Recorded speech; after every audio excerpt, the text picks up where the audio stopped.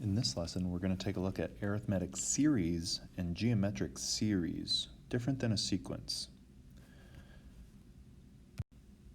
In fact, the differences between the sequence versus a series is a sequence, remember, is just a list of numbers. Okay, there's some pattern going on, could be a list of elements, could be a list of letters. But what a series is the sum, and specifically sum, adding them all up, of whatever those terms are. Now, if the sequence goes on forever, your sum can get extremely large, so usually these problems deal with finding the sum up to a certain amount of terms. But the big thing you got to know is sequence is a list, and a series is you add them all up.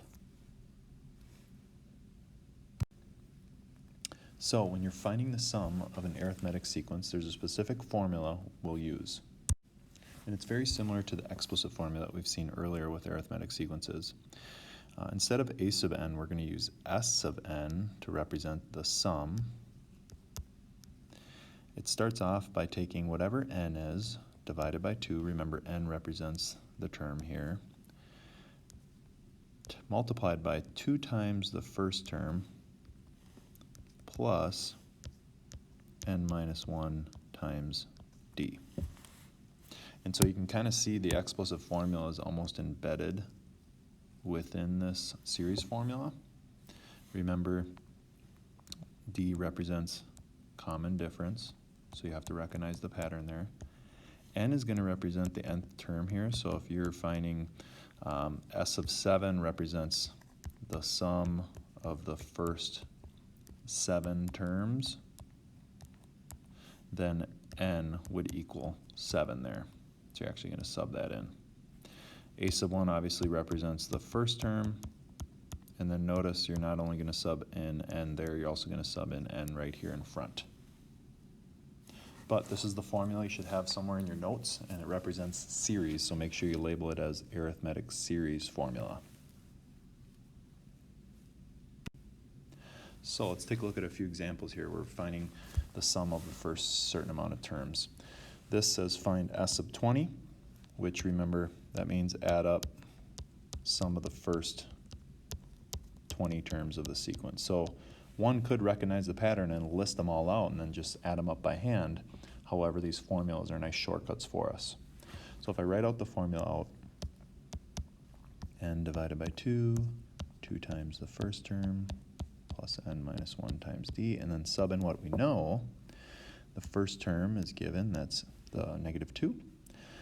Notice the common difference here is you're adding 2 every time, adding 2, adding 2. And then since we're finding the 20th term, n is going to equal 20 in our case. So we have everything to plug in. So s sub 20 would equal 20 divided by 2, 2 times the first term, plus 20 minus 1 multiplied by the common difference of 2. So if I were to simplify this, s of 20 equals 10, parenthesis, 2 times negative 2 is going to be negative 4, and then it's going to be 19 times 2 here. So using my calculator, should get 340 for your answer there. So that means the sum of the first 20 terms, if you were to add them all up, is positive 340. So let's take a look at another one here before I have you guys try one on your own. Notice this is written slightly different. This says find the s of 18 of the series because it's a sum. Notice there's an addition sign between each of them. But again, think of these as a list of numbers because it does come from that sequence here. And so if I recognize the pattern here, it looks like we're adding up by 3. A sub 1 would be negative 4. And then since we're finding the sum of the first 18 terms, my n would equal 18. And so if I sub in what I know, let's write out the formula first.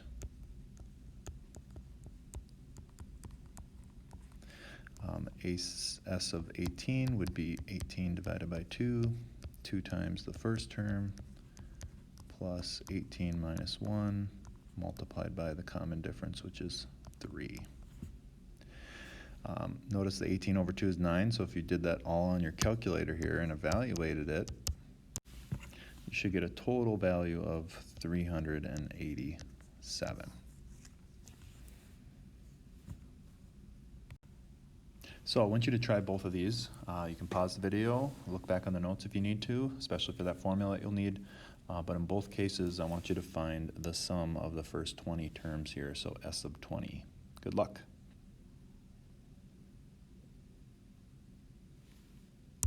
So on both of these, since they're both arithmetic, we are going to be using the arithmetic series formula.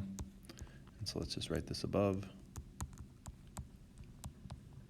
And so if I sub in what I know, for the first case, A, S of 20 would be 20 divided by 2 times my first term, which is negative 8, plus 20 minus 1 times the common difference here, if you notice, looks like it's adding up by 3 every time. And so if I calculate that out on my calculator, I believe you should have got 410. So hopefully you got that right answer there. So again, just doing another problem, one more here. It looks like the pattern here is subtracting by 7. So if I sub in what I know, it'd be 20 divided by 2 times the first term, plus 20 minus 1 times the common difference. Make sure you have that in parentheses there at the tail end. But if you type it on your calculator exactly how you see it, now remember you can take 20 divided by 2 and write that as 10 to make it a little easier on yourself. But when you evaluate it, you should get a final answer of negative 190. So moving on to part 2, we're going to look at another formula involving geometric series now. So the sum of a geometric series, again, we're going to use S of n, and this one's slightly a little bit more complicated. The first term multiplied by 1 minus the ratio raised to the n power all over 1 minus the ratio. And so this one is a little bit, you need to be a little bit more careful when you're entering these on your calculator, especially since you have powers involved and we have a numerator and a denominator here. But the a sub 1 still stands for the first term. This stands for the common ratio, so what you're multiplying or dividing by again, and then n represents what terms you're finding. So this is the formula, hopefully have somewhere in the notes, and again, make sure you label it as geometric series. So let's take a look at a few examples of these now. It says find the sum of the sequence below. So when we start looking at problems now, you have to recognize whether it's arithmetic or geometric to determine what type of formula you're going to use. And so notice in this case, it looks like we're multiplying by 2 every time. So therefore it's geometric, and since it's S, we're finding the sum. We're going to use the geometric series formula. And so let's just write that out. First term, 1 minus r to the n, 1 minus r on the bottom. So if I sub in what I know, if I'm finding S sub 12, first term's given, that's 5. And so it'll be 5 times 1 minus, the ratio is 2, raised to the 12th power because you're finding 12 terms there. And it's divided by 1 minus 2 in the denominator. When you simplify this, it's best that you focus on whatever that numerator is going to be, and then divide separately what the denominator comes out to be. So if I just focus on evaluating the numerator, typing that on my calculator, I get a big number. In fact, I get negative 20,475. And I'm going to be dividing by, looks like 1 minus 2 on the bottom is negative 1. So a negative over negative becomes a positive. So your final answer would be 20,475. Now, these are going to be big numbers because geometric sequences, as you know, increase or decrease drastically. So you could have very large or small numbers depending on the type of sequence we have. So let's take a look at one more here before I have you guys try one. So notice in this one, we're finding the sum of the first 8 terms. Now, you have already 5, so you could just list them out. However, you start getting some decimals, I think, as we go further out, because it looks like the pattern here, to get from 240 to 120, to get from 120 to 60, it looks like you're dividing by 2. But remember, the ratio is not 2, right? The ratio is what you're multiplying by always, so we're going to say the ratio is 1/2 here, okay? But it is geometric, so I'm going to write out the formula.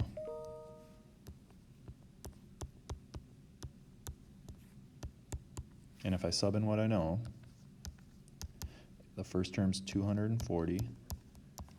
1 minus my ratio is now going to be 1/2.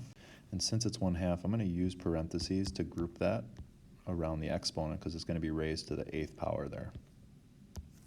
And then on the bottom, it's going to be 1 minus 1/2. Now, entering on your calculator, you could use 0.5 to represent 1/2 to make your life a little easy. But remember, split it up separately. So just evaluate what the numerator is going to be. So enter that on your calculator. And if you did it correctly, you're going to get some decimal here. You're going to get, in fact, 239.0625. And then in the bottom, when you're taking 1 minus 1/2, you're left with 1/2, or 0.5. And so if I evaluate that overall, you get a final answer of 478.125, and that would be our final answer here. So I want you guys to try this one on your own. So take a moment, pause the video. Again, look back on the formula if you need to, but good luck and try your best.